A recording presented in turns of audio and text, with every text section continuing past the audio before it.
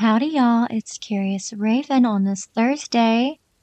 I have another segment. I'm going to read a story, and I will usually put my opinions at the end and what I think and give advice.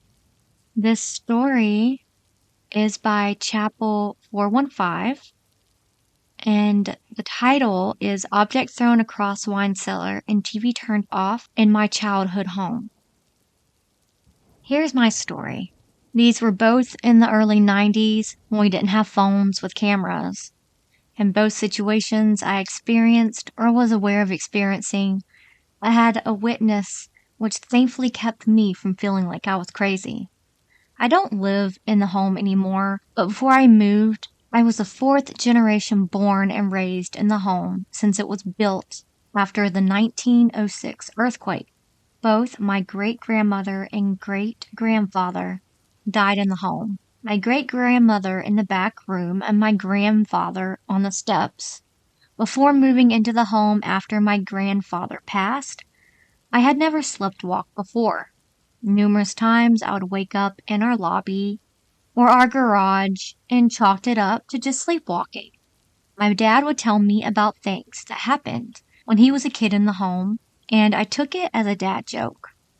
We had an old wine cellar accessible only from the backyard. The back porch and steps were so rotted. The wine cellar was left to decay with a pile of tools within it. In my preteens, me and some friends decided to turn it into a hangout clubhouse.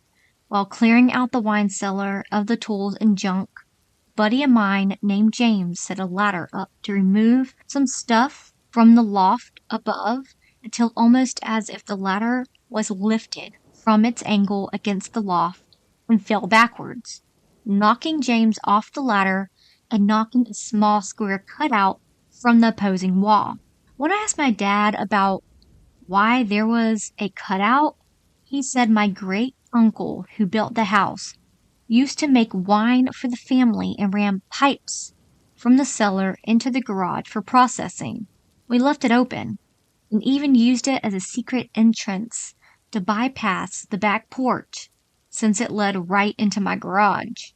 My mother wasn't happy with it being left open because having the open square into the garage led to cat prints on our clean car for a month, so she had a neighbor nail it shut when I was at school. 1 week later, I was woken up in my bed by a buzzing in my ear like an amplified mosquito. It sounded like I had headphones on, so I decided I was over it and wasn't going to try and find it if it was a mosquito and just go sleep in our living room. Grabbed a blanket and a pillow and headed down my hallway. At the same time, my dad was coming from his room on the opposite end of the hallway towards our bathroom, but I beat him there first. When I was done, I went and grabbed my pillow and blanket off the floor, and with my dad standing right next to me, heard the click-clunk of my old tube TV turn on in my room down the hall. You could see my TV directly from the hallway, so it lit up the hall and I got chills. When I asked my dad, "Did you see that?" he thought I had my remote with me and turned it on myself. When I told him the remote was in my room, he joked, "It's probably your great-grandmother fucking with you." But I felt very uneasy. He told me to go turn it off. As I walked to my room, I could see what was on the TV, and it was a Jerry Springer episode where he was speaking with the devil worshippers.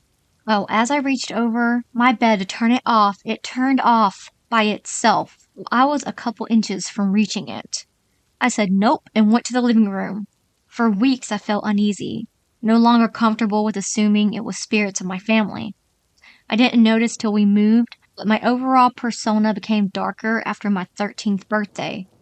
Nothing of worry at all. It was chalked up to me just being a teenager.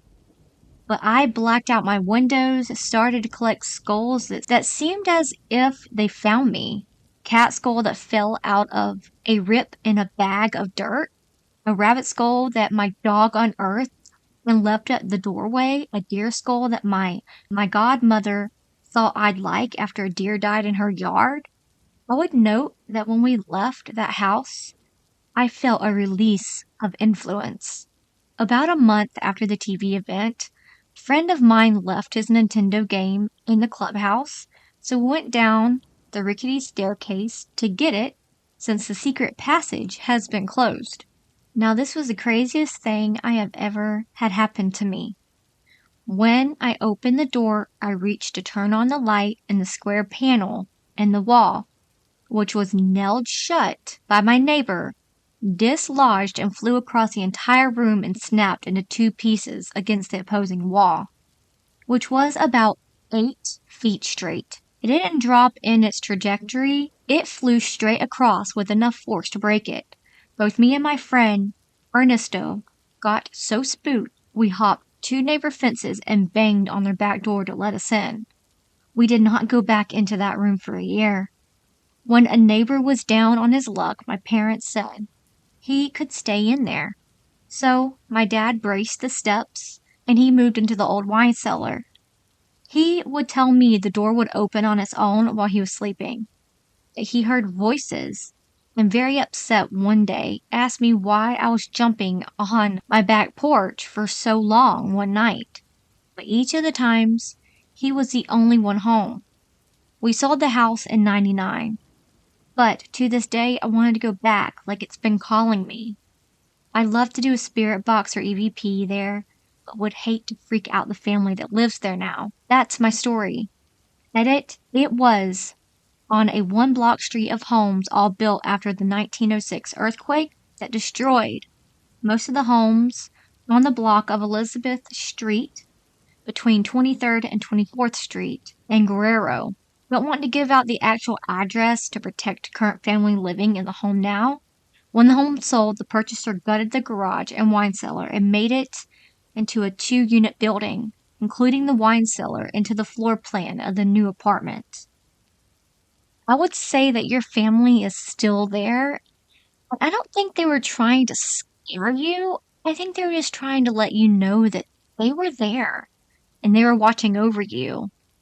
And it kind of breaks my heart that your family sold it and then they kind of gutted it. But I bet you they have a lot of ghost activity now since they remodeled the place. Because that's usually what happens to older homes. And the skull thing, that's really creepy. I've never heard of that before. And maybe there was some type of portal there or some type of malevolent spirit there that influenced you in some type of way. But yeah, that was a crazy story, y'all. But that's the end of the story. I will see y'all on Saturday, I'm hoping. The days that I do have to skip, just know that it's for a good reason. Either I don't feel good or I got something going on, and usually I'll let you know, but other than that, I'll see y'all Saturday. Love y'all so much. Until then, remember, it's scary out there. Please like and subscribe.